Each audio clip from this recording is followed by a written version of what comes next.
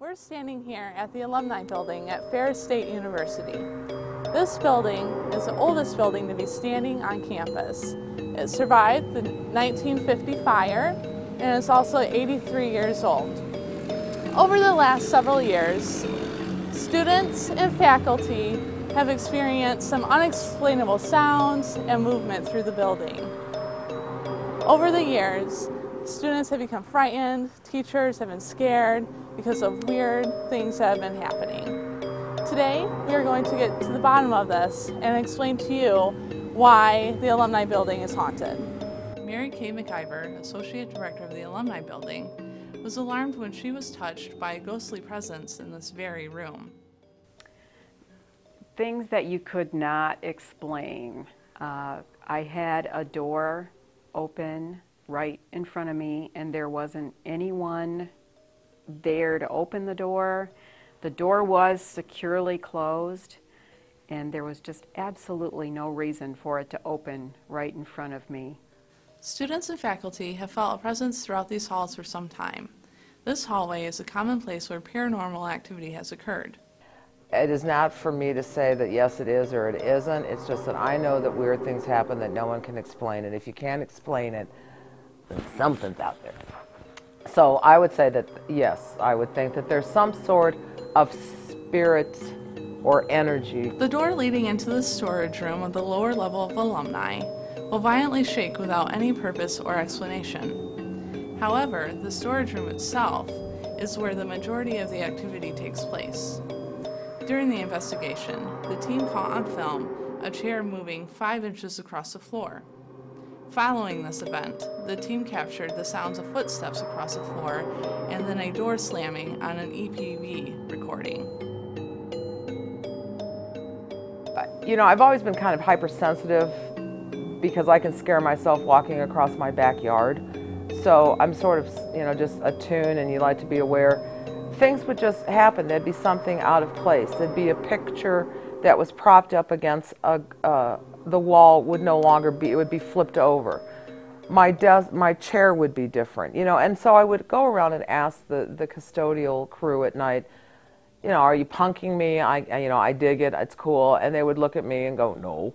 And they're honest people, so we know it's not them. So something was doing something to let me know, because, you know, you can sort of think of it with, not with disdain, but with a little bit of, really? Really?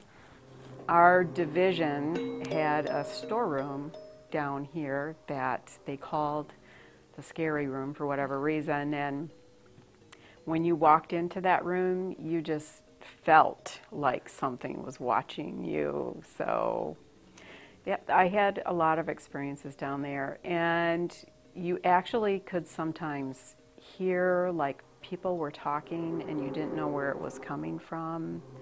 And I pretty much dismissed that as, well, there must be something in the building, something going on. But then later I would hear the custodians talk about some of the things and realize that I'd actually heard those things too and didn't know what I was hearing. Christopher Moon, a spiritual medium who visited the Alumni building, made contact with several spirits which provided more evidence to claim the Alumni building haunted. I would say that I'm a skeptic in that I don't believe everything that comes along. And it takes repeated experiences for me to actually believe that there might be something going on. I don't believe that everything that you hear, especially hear about Ferris, is, you know, that there's some haunting going on. I look for the explanations or the absolute, this is being caused by something else, before I'll jump to the, okay, this could be a paranormal type of activity. I think that I really made that leap when we had a ghost hunter come here, and because I work with the History Task Force here at Ferris, I got asked to help lead the group to the areas that were most likely to be haunted.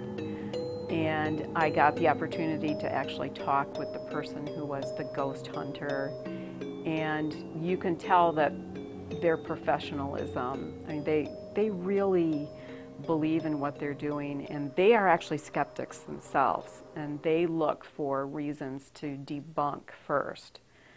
And when Christopher Moon came here, he really convinced me that there was something going on. Michael, the name that Christopher Moon gave or was spoken to or transmitted to, that this person's name, instead of me referring to them as the entity or entities that fly around on their brooms. I don't think they found that humorous. We had one so-called incident in the stairwell of this building where an entity was making contact with Christopher Moon and claiming that she died in a fire. However, no one died in the old main fire. There were some injuries, but no one died that we know of. This evidence alone deemed the Alumni building haunted.